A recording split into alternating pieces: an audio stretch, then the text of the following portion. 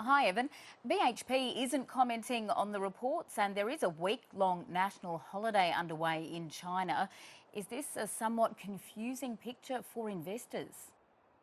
Very much so in terms of where it sits, Kirsten. Like we saw in London how confused it was. The report is coming out from a pretty reputable news source. It was then disputed by a Chinese news source, and we're still clearly in this holding pattern about who's right and who is not. There's no debate, though, that at the moment BHP is going through a very large round of negotiations, not about their high-end iron ore, but about their mid-tier iron ore and what the contract in it. And at the moment, the China Minerals Group, which is the group founded about 3 years ago, designed by the state to actually start negotiating these contracts, is clearly putting pressure and to see if it can actually move BHP to add discounts into its mid-tier contracts. It would be a game changer if that actually happens. BHP says it does not comment on commercial negotiations. The other big iron ore miners in Australia aren't commenting either. But is it interesting to note, Evan, that there isn't any speculation that China is exerting similar pressure on some of Australia's iron ore miners, including Rio Tinto and Fortescue? Yeah, and that's, I think, where we need to get back to this whole discussion. This is around what's going on with CMRG. They are clearly putting pressure on every different part of the cycle. We know right now Chinese steel and Chinese commodity prices are seeing a fairly sluggish return in terms of what's going on inside China itself. China has clearly got also tariff pressure coming from the US, and this is just the trickle down from that. On top of it, not only that, there is rumours coming out of Brazil that Vale is also experiencing similar possible pressures around its iron ore.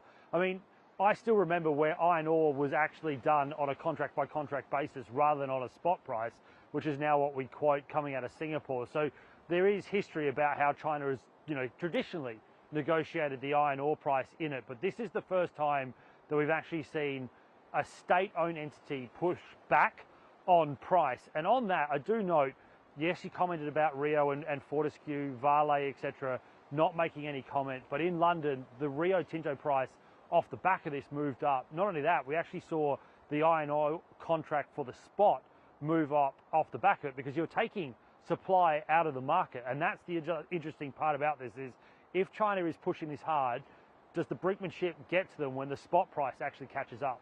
Evan, does it also have something to do with the fact that Rio Tinto is partners with China in an iron ore project in Guinea, and Fortescue in many ways has sought to align its business with China too?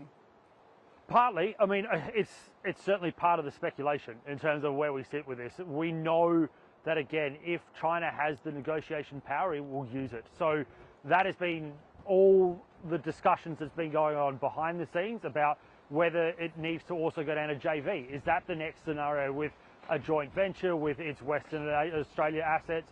All of those questions is why, at the moment, your first question still rings true. It's a very convoluted period, and we clearly don't have a full understanding of what's going on behind closed doors. But is there any doubt that at the moment, both BHP and China do need each other?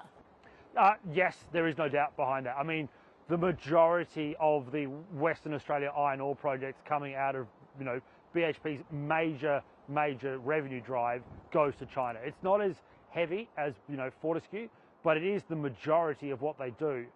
China also still needs that steel manufacturing opportunity. It still needs to drive its economy with iron ore, and the best iron ore they can get is still coming from Australia, and BHP controls the majority of that. So they are entwined with each other. There is no doubt about that, and that won't change with what's going on either.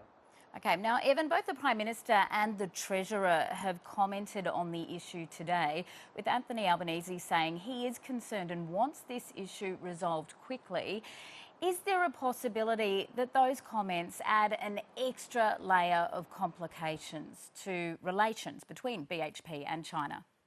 Maybe. I think it's more a state scenario looking at a domestic policy. I mean, we've just gone through the 2024-2025 budget, and part of the reason the budget was in a slightly better than expected position is because of the royalties that have been taken from iron ore. The iron ore price expectation was much lower than what was delivered, and the amount of delivery that was done from BHP, Rio and the like was higher than expected. So The budget has a big flow-on effect from this because, again, the tax revenue that comes from BHP exporting is a major part of why the budget is slightly better off. So the government, I would argue, has twofold. Yes, it adds a complication from the BHP side, but from a domestic politics and a domestic finance perspective, it's even bigger because it's part of the reason why the budget is where it is currently, and you do not want that to change. Evan Lucas, good to speak to you.